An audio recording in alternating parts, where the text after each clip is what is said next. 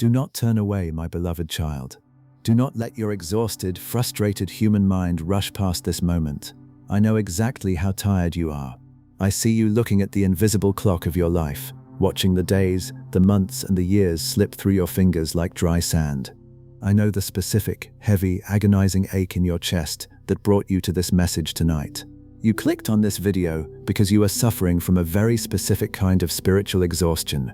It is not the exhaustion of physical labor. It is the deep, suffocating fatigue of deferred hope. You have been waiting. You have been praying. You have been fasting, believing, and crying out in the dark. You have stood on my promises.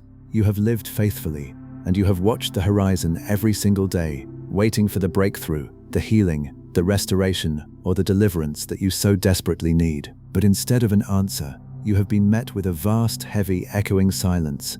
You have watched other people receive their miracles. You have watched people who do not even honor my name stumble into seasons of ease and joy, while you, my faithful, devoted child, feel like you are stuck in a permanent, agonizing holding pattern.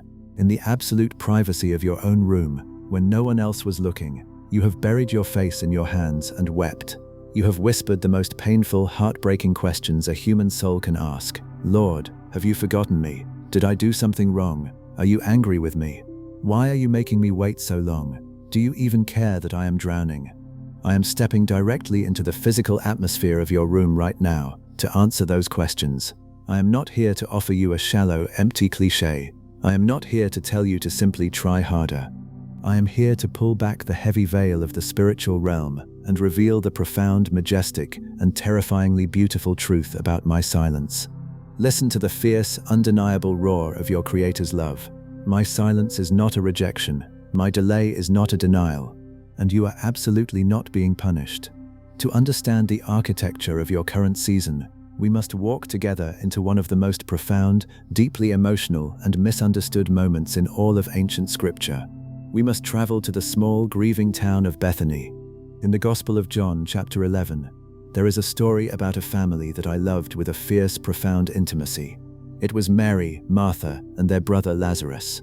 The scriptures clearly record, now Jesus loved Martha and her sister and Lazarus. John 11:5. They were not strangers. They were my close, devoted friends. But a day came when a brutal, sudden sickness struck their home. Lazarus became deathly ill. The sisters were terrified. They watched their brother fading away, gasping for breath. In their desperate panic, they did exactly what you have done in your darkest hours. They sent an urgent, desperate prayer for an immediate intervention. They sent messengers to me with a simple, heartbreaking plea. Lord, the one you love is sick. John 11:3. They expected me to drop everything. They expected me to rush to their house and perform an immediate miracle. They believed that because I loved them, I would never allow them to endure the agonizing pain of a tragedy. But I want you to read the next verse in the scriptures. It is a verse that offends human logic. It is a verse that perfectly describes the agony you are feeling right now. So when he heard that Lazarus was sick, he stayed where he was 2 more days. John 11:6. Read that again in your spirit, my child. I loved them, so I stayed where I was. I did not rush. I did not panic. I intentionally, purposefully remained in the silence, while the people I loved most in the world wept in confusion. While I waited, the clock ticked. The sisters paced the floor. They looked out the window, hoping to see me walking up the road, but I did not come. And slowly, agonizingly, the sickness took its final toll. Lazarus closed his eyes. His chest stopped moving. He died. Can you imagine the crushing, suffocating devastation that fell upon Mary and Martha? Can you imagine the profound crisis of faith that shattered their hearts? They wrapped their brother in burial clothes. They rolled a massive, heavy stone across the entrance of his tomb. And as they sat in the dust of their ruined lives, their grief was not just about the loss of their brother. Their deepest, most agonizing pain was rooted in a theological betrayal. They whispered through their tears, "He could have saved him. If he really loved us, why didn't he come in time? Why did he let this die?" My beautiful, exhausted child, you are Mary, you are Martha. You are sitting in the dust of a situation that you feel has completely died. You are looking at a heavy stone that has been rolled over your finances, your health, a fractured relationship, or a deep personal dream. You have sent me urgent, tear-soaked messages, begging me to intervene before the situation flatlined. But from your perspective, I stayed where I was. I let the clock run out. I let the dream die. And now, a toxic, dangerous bitterness is trying to take root in your heart. The enemy is standing beside your personal graveyard, whispering a devastating lie into your ear. He is saying, God does not love you. You are not important enough for him to hurry. You trusted him, and he let you down. Your faith was useless. I am stepping into your mind right now to violently, permanently silence the accuser. I want you to physically engage your body in this exact moment. We must extract this toxic bitterness from your nervous system before it poisons your relationship with me. Wherever you are resting, I want you to literally unclench your jaw. You have been grinding your teeth in silent frustration for months. Drop your shoulders away from your ears. Unclench your fists and lay your hands completely flat and open on your lap or by your sides. Take a massive, incredibly deep breath in through your nose. Pull the pure, untainted oxygen of heaven deep into your chest, right into the center of that agonizing ache of disappointment. Hold it there for 3 seconds. 1, 2, 3. Now exhale with a heavy, profound, audible sigh. Speak this anointed, liberating truth out loud into the atmosphere of your room. Let your own ears hear the sound of your spiritual surrender. I release my timeline. I surrender my right to be offended by God's timing. Even when I do not understand his silence, I trust his sovereign heart. I let go of the disappointment. Do you feel the sudden, staggering wave of warmth moving down your spine? Do you feel the unexplainable lightness spreading through your chest? That is the physical manifestation of my Holy Spirit, washing away the deep, acidic residue of your resentment. You are safe. You are allowed to be confused, but you no longer have to carry the crushing weight of offense.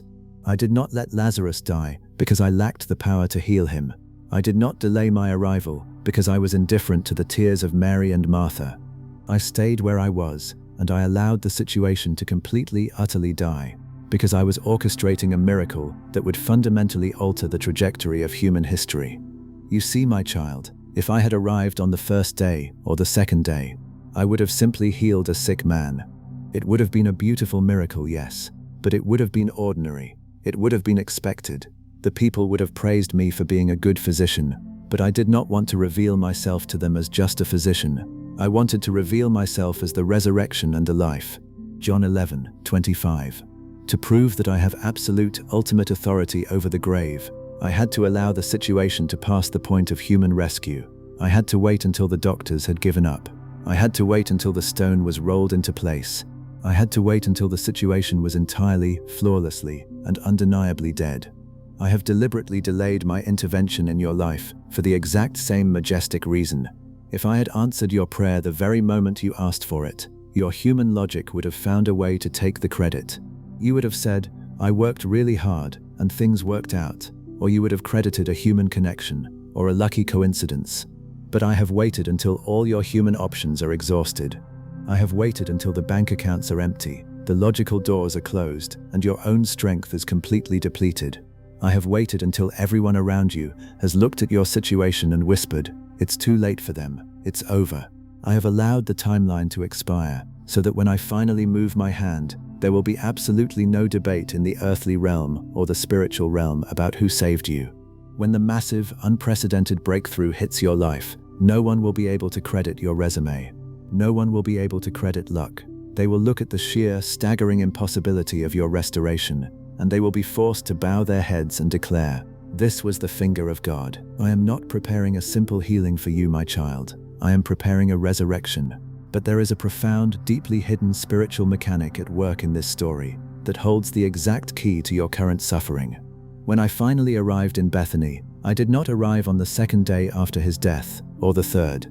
I specifically, intentionally arrived on the fourth day. On his arrival, Jesus found that Lazarus had already been in the tomb for 4 days. John 11:17. Why the fourth day? This was not an arbitrary number. To the ancient Jewish mind, the fourth day carried a terrifying, absolute finality. There was a specific, ancient tradition regarding the human soul and the 4-day window that made my arrival on that exact day the most controversial, explosive moment of my earthly ministry. If you do not understand the spiritual significance of the fourth day, you will not understand why I am making you wait right now. You are currently living in your own fourth day, and the enemy is using your lack of understanding to drive you into despair. I am about to reveal the hidden mystery of the fourth day to you. I am going to show you exactly why the smell of death in your circumstances is actually the ultimate proof that your miracle is imminent. And I am going to give you the exact, uncompromising protocol of the rolled stone that you must execute tomorrow morning to prepare your physical reality for the resurrection of your dreams. Listen incredibly closely, my beautiful, patient, resilient child, because the revelation I am about to speak over your mind will permanently, irreversibly shatter the agony of your waiting season. Listen to the steady, unhurried sound of those footsteps, my beautiful, exhausted child. That is the sound of my arrival. The world may have told you that I am too late, and your own logical mind may have concluded that your situation is permanently dead. But I am walking directly into the graveyard of your disappointments today. I promise to reveal to you the profound, hidden mystery of the fourth day. I told you that my delay in the story of Lazarus was not an accident, but a highly calculated, magnificent theological masterpiece. To understand why I waited so long to answer your prayer, you must understand the ancient Jewish mind. In the culture of that time, there was a deeply held, traditional belief regarding death. The rabbis taught that for 3 days after a person died, their spirit would hover over the physical body. For 3 days, there was a tiny, fragile glimmer of hope that the soul might return and the person would wake up. But on the fourth day, the spirit departed forever. On the fourth day, cellular decay officially set in. The body began to rot, and all hope was absolutely, irrevocably abandoned. This is exactly why I did not arrive in Bethany on the second day or the third day. If I had healed Lazarus on day 3, the critics would have said he was only in a coma. They would have claimed it was a medical anomaly. I had to wait until the absolute, horrifying finality of the fourth day. I had to wait until the situation was so entirely, flawlessly dead that when the miracle happened, no human being on earth could take the credit. My child, you are living in your own fourth day. Look at the circumstances of your life right now. You are not just facing a difficult challenge. You are looking at a situation that, humanly speaking, has begun to decay. You prayed for your finances to be saved, but the deadline passed. The accounts drained, and the debt multiplied. You prayed for a relationship to be healed, but the papers were signed, the bags were packed, and they walked out the door. You prayed for your mental health, but the depression grew so heavy that you completely lost your joy. You look at your dreams, and you whisper the exact, heartbreaking words that Martha spoke when I finally arrived at the tomb. Lord, by this time there is a bad odor, for he has been there 4 days. John 11:39. You are looking at your life and saying, Lord, it stinks. My situation is rotting. It is too late. The damage is permanent. But as you sit in the dust of your fourth day, feeling entirely abandoned, I want to show you the most profoundly beautiful, intimate moment in the entire history of the cosmos. When Martha ran out to meet me, she fell at my feet in absolute agony. Her heart was shattered. She looked at me through her tears and cried out, Lord, if you had been here, my brother would not have died. John 11:21. Have you not spoken those exact words to me in the dark? Lord, if you had just answered my prayer last year, I wouldn't be bankrupt. If you had just intervened, my heart wouldn't be broken. If you had just been here, my life wouldn't be a disaster. I did not strike Martha down for her honesty. I did not rebuke her for her frustration. I am not a fragile, insecure dictator who demands blind, emotionless obedience. I am your father. I can handle your anger. I can handle your disappointment. I can handle your if only you had been here. But look at what I did next. I knew that in less than 5 minutes, I was going to perform the greatest miracle of my earthly ministry. I knew I was going to raise Lazarus from the dead and turn their weeping into explosive, unbelievable joy. But before I fixed the problem, I stopped. I looked at Mary, weeping in the dirt. I looked at the profound, devastating agony of the people I loved. And then I performed the shortest yet most staggeringly powerful verse in all of Scripture. Jesus wept. John 11:35. Read that again in your spirit. The creator of the universe, the master of time, the King of glory, stood in the dust of a broken world and cried, "Why did I weep if I already knew the miracle was coming? Because your pain breaks my heart in the present tense. I do not look at your tears and say, just get over it, I'm going to fix it tomorrow. I sit in the ashes with you. I cry with you. Every single night you have spent weeping over your bank account, your loneliness, and your failures. I have been sitting right there on the edge of your bed, my heart breaking for your exhaustion. I am not a distant corporate CEO managing your life from a cold throne. I am a fiercely devoted, deeply empathetic savior who feels every single ounce of your agony. But I do not just weep with you, I resurrect you. I am walking up to the tomb of your dead dreams tonight. But before I can speak the word of resurrection, there is a specific, ancient command I must give you. It is a command that requires your terrifying, vulnerable partnership. When I stood before the tomb of Lazarus, I did not just teleport the stone away. I possessed the power to turn that massive boulder into dust with a single thought. But I did not. Instead, I looked at the grieving sisters, and I issued what heaven calls the protocol of the rolled stone. I said to them, "Take away the stone." John 11:39. Why did I make them move the stone? Because in the kingdom of heaven, faith is a partnership. I will do the impossible, but you must do the possible. The heavy, massive stone sitting in front of your dead dreams right now is not a physical boulder. It is a psychological fortress. It is the stone of cynicism. Because you have been hurt so many times, because you have been disappointed so brutally, you rolled a massive stone of cynicism over your heart to protect yourself from ever hoping again. You built a thick wall of unbelief, convincing yourself that it is safer to expect nothing than to risk the agony of another letdown.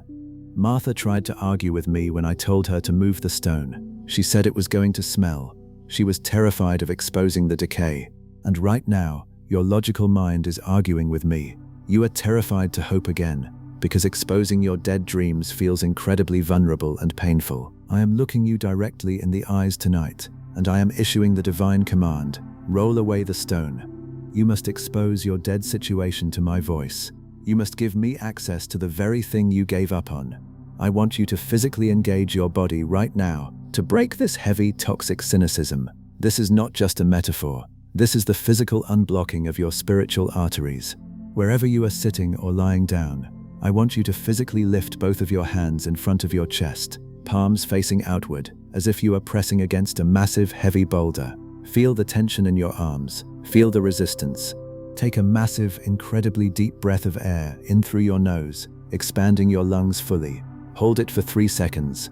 1, 2, 3. Now, as you exhale with a deep, authoritative sigh, I want you to physically push your hands forward, completely straightening your arms.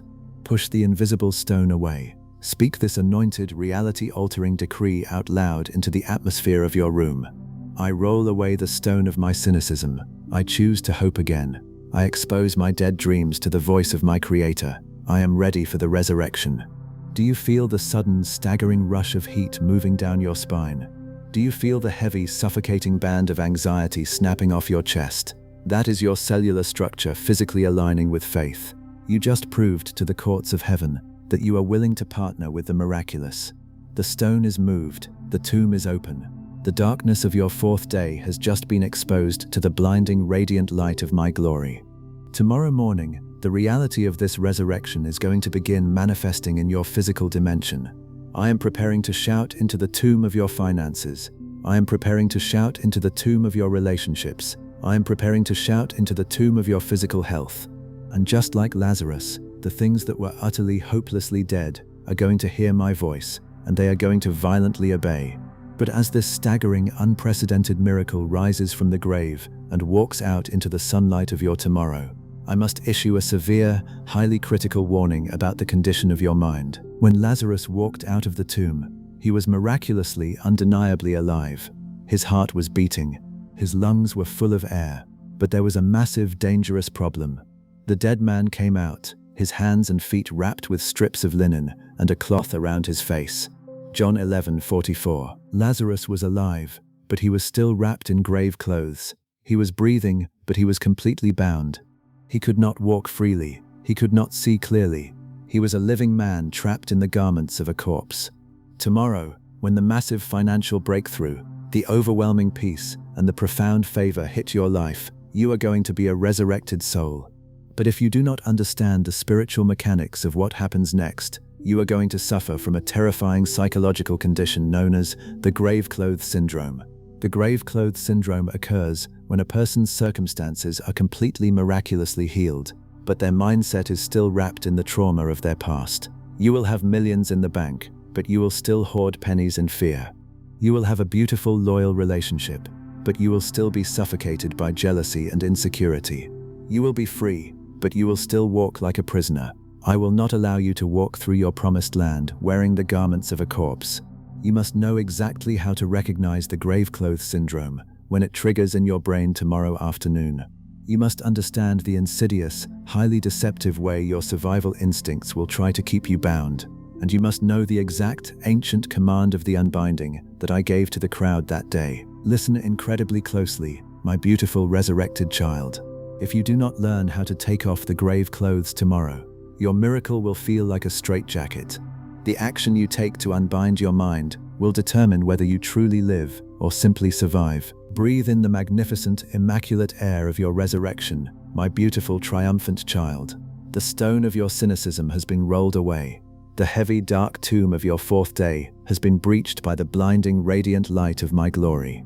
I have spoken the word of life over your dead finances, your fractured relationships, and your exhausted spirit. The miracle of your restoration is actively, violently pulling you out of the darkness and into the sun. But as you stand in the light of this new reality, blinking against the brilliance of your answered prayers, I must urgently address a critical, highly dangerous psychological condition that is currently threatening to suffocate your joy. I warned you about the tragedy of the Graveclothes Syndrome. Look closely at the magnificent, profound details of the scripture. When I stood before the tomb in Bethany and roared for my friend to come forth, the dead man heard my voice and obeyed. But the text reveals a staggering, heartbreaking reality about the condition of his miracle. The dead man came out, his hands and feet wrapped with strips of linen and a cloth around his face. John 11:44. Lazarus was miraculously, undeniably alive. His heart was beating with fresh, warm blood. His lungs were filling with oxygen, but he could not move. He could not run to embrace his sisters. He could not see the brilliant light of the sun because his face was covered. He was a living, breathing miracle, completely paralyzed by the garments of his own death. My precious child, look down at your own spirit tonight. You are suffering from the exact same syndrome. I am pouring massive, breathtaking blessings into your life, but your mind is still wrapped in the heavy, suffocating strips of linen from your past trauma. You have prayed for financial abundance, but as the money begins to flow into your life, your hands are still wrapped in the grave clothes of the poverty mindset. You hoard your resources in terror, obsessively checking your accounts, unable to enjoy the wealth because your nervous system is still trapped in the era of starvation. You prayed for profound, unconditionally loving relationships, but as genuine love enters your life, your heart is still wrapped in the grave clothes of abandonment trauma. You push people away, you build walls, and you sabotage your own peace because the ghost of your past betrayals still covers your eyes. You are standing in the promised land, but you are still walking, thinking, and reacting like a prisoner of the wilderness. I will not allow you to walk through the magnificent, sunlit palace of your destiny, wearing the stinking, rotting garments of a corpse. Listen to the brilliant apostolic command I gave through my servant Paul in the book of Ephesians. I did not just call you to believe, I called you to a radical psychological transformation. You were taught, with regard to your former way of life, to put off your old self, which is being corrupted by its deceitful desires, to be made new in the attitude of your minds, and to put on the new self, created to be like God in true righteousness and holiness. Ephesians 4:22-24. Put off your old self. Take off the grave clothes. When Lazarus stumbled out of the tomb, I did not magically vaporize the linen strips from his body. I performed the miracle of life, but I required human partnership for the miracle of liberty. I turned to the people standing around him, and I issued what heaven calls the command of the unbinding. Jesus said to them, "Take off the grave clothes and let him go." John 11:44. Why did I ask others to unwrap him? Why didn't I just do it myself? Because, my beloved, total deliverance requires the courage to be vulnerable. You have isolated yourself for so long.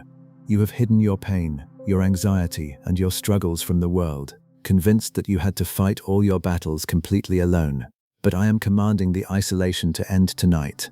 I am sending divine, safe, heavily anointed souls into your life, my true church, your spiritual tribe, and their assignment is to help you gently peel away the layers of your trauma. But the unbinding must begin with you, in the privacy of your own mind, right here and right now. I want you to physically engage your body in this exact moment. We are going to perform a profound neurological and spiritual extraction. We are going to strip the grave clothes off your nervous system. Wherever you are resting, I want you to literally bring both of your hands up to your face. Gently rest your fingertips against your closed eyelids. For years, your vision has been covered by the dark cloth of pessimism. You have only been able to see worst-case scenarios. Now, take a massive deep breath in through your nose, expanding your chest fully. Hold it for 3 seconds. 1, 2, 3. As you exhale with a deep, heavy sigh, I want you to physically pull your hands away from your face and drop them to your sides, as if you are tearing away a heavy, blinding blindfold. Speak this anointed, reality-altering decree out loud into the atmosphere of your room. Let your own ears hear the icy, majestic authority of your new voice. I unbind my mind. I strip away the grave clothes of my past trauma. I refuse to conform to the pattern of my pain. I am transformed by the renewing of my mind, and I step into the absolute liberty of the spirit. Do you know what happens in the unseen realm? The exact fraction of a second those words leave your lips, you activate the supreme, staggering promise recorded in the book of Romans. Do not conform to the pattern of this world, but be transformed by the renewing of your mind. Then you will be able to test and approve what God's will is, His good, pleasing, and perfect will. Romans 12:2. The heavy, suffocating anxiety that was tightly wrapped around your chest instantly unravels and falls to the floor. The restrictive bands of imposter syndrome that bound your hands and kept you from building your empire are violently severed. As it is written, "Now the Lord is the Spirit, and where the Spirit of the Lord is, there is freedom." 2 Corinthians 3:17. You are entirely, flawlessly free. The grave clothes are lying in a heap on the floor, and you are finally breathing the pure, untainted oxygen of your miraculous reality. But as the linen strips fall away, and as the blinding light of your new day fully illuminates your uncovered body, you are going to look down at yourself, and a sudden, sharp wave of vulnerability is going to hit your chest. When you take off the grave clothes, you expose your skin to the light. And when the light hits your skin, it illuminates something that the darkness had successfully hidden. It illuminates your scars. Tomorrow morning, as you walk into the world fully alive, fully healed, and fully blessed, the enemy is going to realize that he can no longer use the grave clothes to paralyze you. Because his internal attack has failed, he is going to launch a highly toxic, deeply manipulative external ambush. He is going to use the people around you to trigger what heaven calls the stigma of the tomb. You see, the people in your life, your family, your co-workers, and your critics knew you when you were dead. They knew you when you were bankrupt. They knew you when your marriage failed. They knew you when you were struggling with severe depression. They remember the smell of your tomb. And tomorrow, when they see you walking in staggering wealth, profound peace, and undeniable divine favor, their unhealed egos are going to be intensely offended by your resurrection. They are going to look at the glorious, miraculous new chapter of your life, and instead of celebrating you, they are going to point their fingers directly at your past. They will whisper, "Who do they think they are? I remember when they were broken. I remember their mistakes. Look at their scars. A true person of God wouldn't have a past like that." The enemy will use their toxic judgment to try and flood your heart with a paralyzing, suffocating wave of intense shame. He wants you to look at the scars of your divorce, the scars of your financial ruin, and the scars of your mental health battles, and feel so utterly humiliated that you voluntarily crawl back into the tomb just to hide from their staring eyes. I will not let you hide, my beautiful battle-tested warrior. You must know exactly how to interpret the stares of your critics tomorrow. You must understand the profound, majestic, and terrifyingly beautiful spiritual purpose behind the scars you carry. If you do not know the exact ancient theology of the scars, you will let the shame of your past steal the authority of your future. Listen incredibly closely to my next instruction, my triumphant Lazarus. I am about to show you exactly what my son did with his scars after his own resurrection, and the revelation I am going to speak over your mind will permanently, irreversibly weaponize your past for my glory. Stand completely still in the blinding, magnificent light of your new reality, my beautiful resurrected child. The command of the unbinding has been fully executed. The heavy, suffocating grave clothes of your past trauma have have been torn away. The dark, restrictive blindfold of pessimism is lying in a heap on the floor, and you are finally breathing the pure, untainted, electric oxygen of your absolute liberty. But as the brilliant sunlight of your deliverance washes over your uncovered soul, I know exactly what your human eyes are doing. You are looking down at yourself, and you are trembling. Because the grave clothes are gone, the light is illuminating something that the darkness had successfully hidden for years. The light is exposing your scars. I warned you about the stigma of the tomb. Tomorrow morning, as you walk into the staggering financial abundance, the profound peace, and the undeniable favor I have prepared for you, the enemy is going to realize that he has lost all internal access to your mind. Because he cannot paralyze you with your own trauma anymore, he is going to attempt a highly toxic, deeply manipulative external ambush.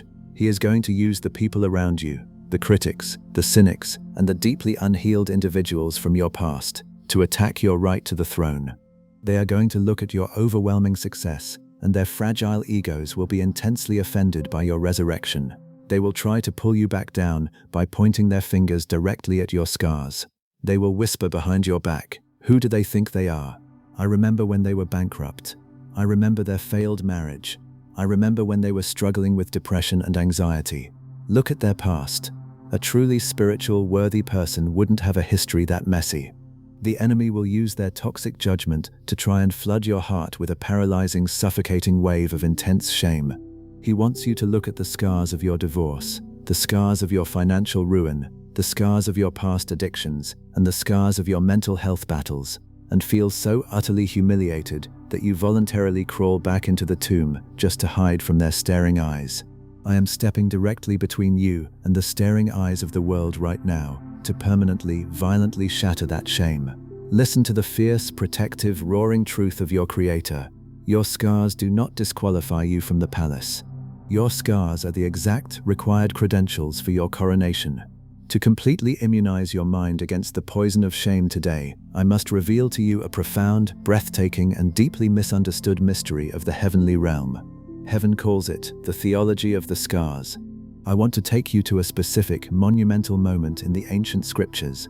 After my son Jesus was brutally crucified, laid in the tomb, and gloriously resurrected on the third day, he appeared to his disciples. He had a brand new, glorified, eternal body. He could walk through solid walls. He had completely conquered death, hell, and the grave. As the creator of the universe, possessing absolute, limitless power, he could have easily erased every single trace of the crucifixion from his physical body. He could have chosen to appear with flawless, unblemished, perfect skin, but he did not. Look at the staggering, majestic detail recorded in the Gospel of John. After he said this, he showed them his hands and side. The disciples were overjoyed when they saw the Lord. John 20:20. He kept the scars. Why would the King of Glory intentionally keep the ugly, jagged, violent scars of his greatest trauma on his glorified, perfect body? Because, my beloved child, a scar is not proof of a defeat. A scar is the absolute, undeniable, physical proof of a resurrection. If there is a scar, it means the wound closed. It means the bleeding stopped. It means the enemy took his absolute best, most violent shot at your life, and he utterly, devastatingly failed to kill you. Later in that same chapter, one of the disciples, Thomas, was trapped in the exact same crippling cynicism and doubt that you just rolled away. Thomas said he would not believe the miracle unless he saw it with his own eyes. And how did my son respond? He did not lecture Thomas. He did not shame him. He used his trauma as the ultimate proof of his authority. Then he said to Thomas, "Put your finger here, see my hands, reach out your hand and put it into my side. Stop doubting and believe." John 20:27. My beautiful, battle-tested warrior. The people who are drowning in the valley right now do not need a leader who has lived a perfect, sheltered, flawless life.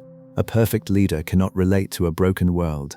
The people who are secretly suffocating in debt, depression, and despair need to see someone who has walked through the exact same hell they are in and survived.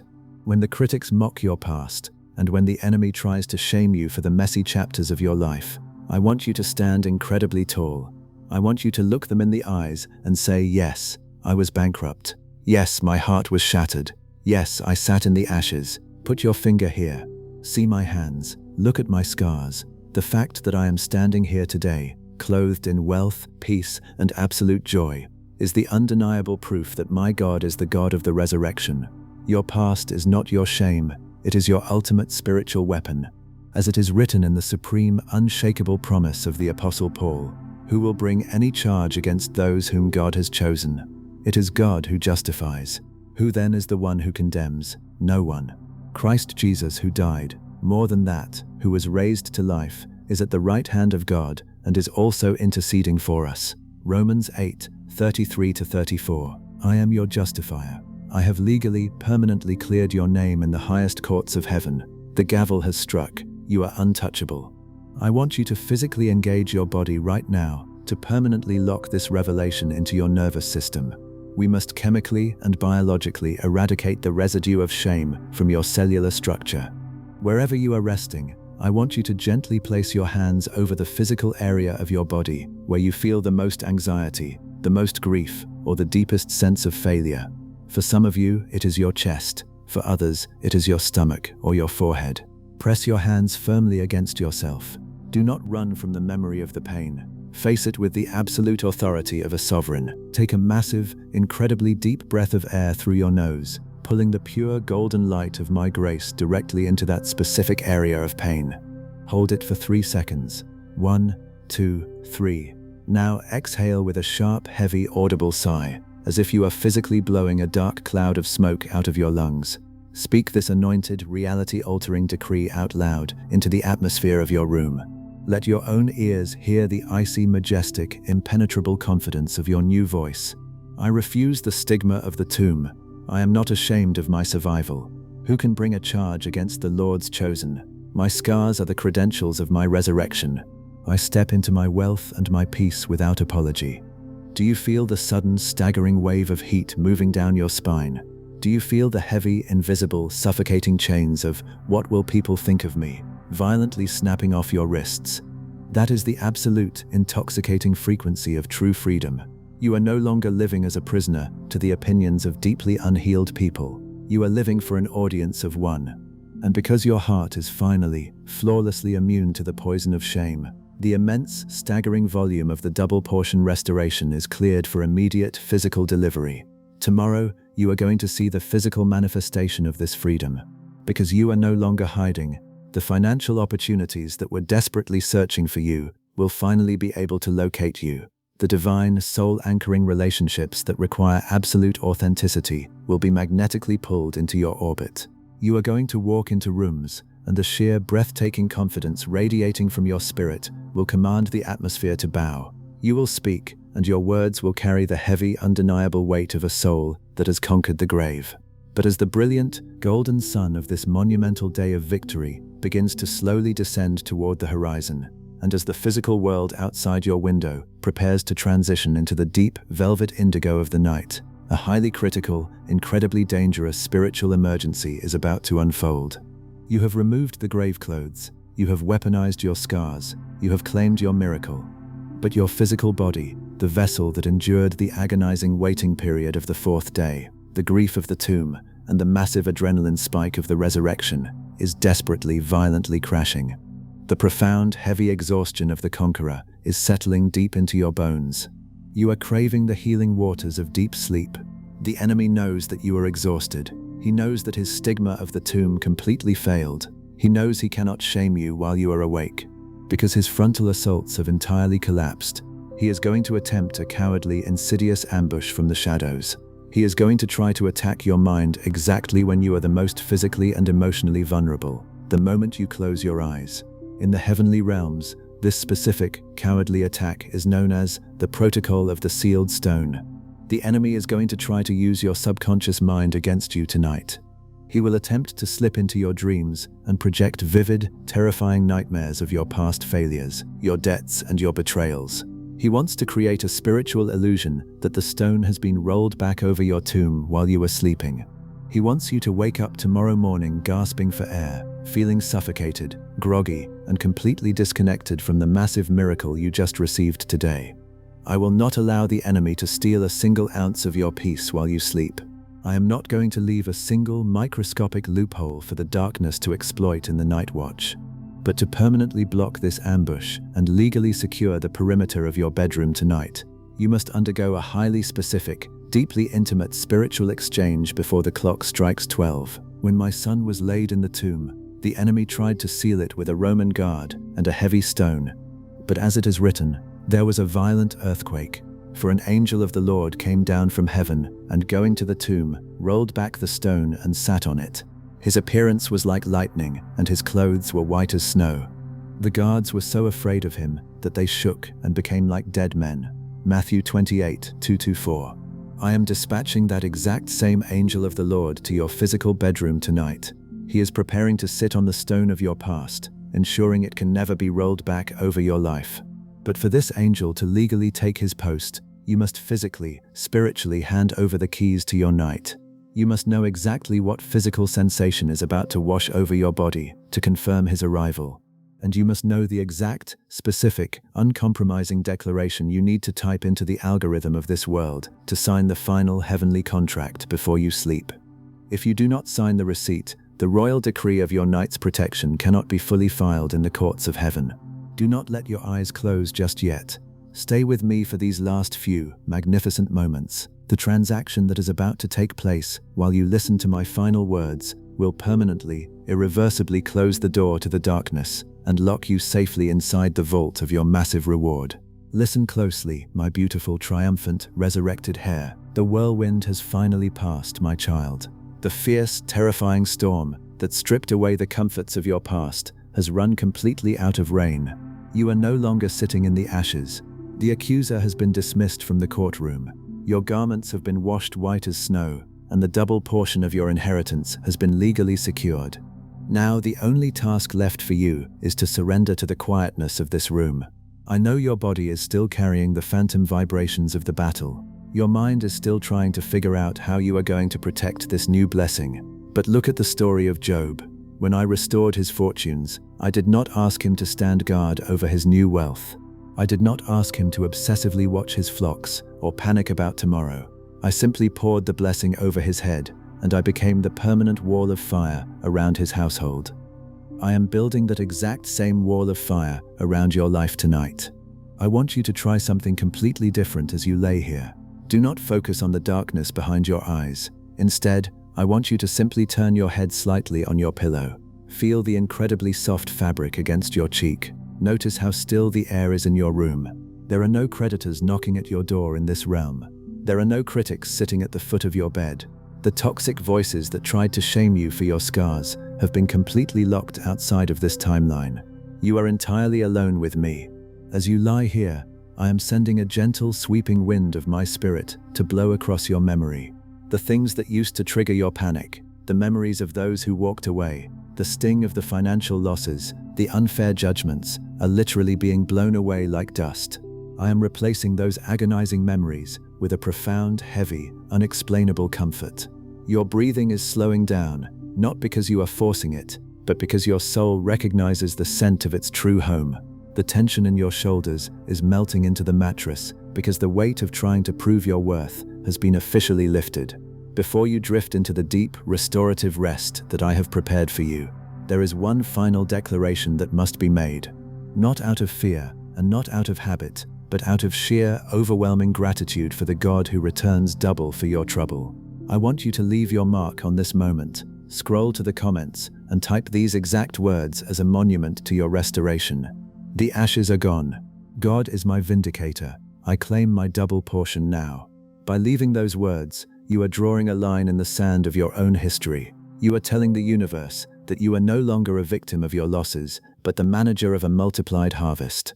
If this message healed a piece of your shattered heart tonight, do not keep it to yourself. Subscribe to this channel so you can continue to walk with me as we rebuild your empire. And share this video with someone you know who is currently sitting in their own ashes, thinking that their story is over. Be the voice of hope that tells them the storm is almost done. Now, close your eyes. Stop calculating. Let the mattress hold your weight. I am watching the door. I am securing the blessing. Rest in the profound, breathtaking reality of my love. Good night, my faithful one. Amen.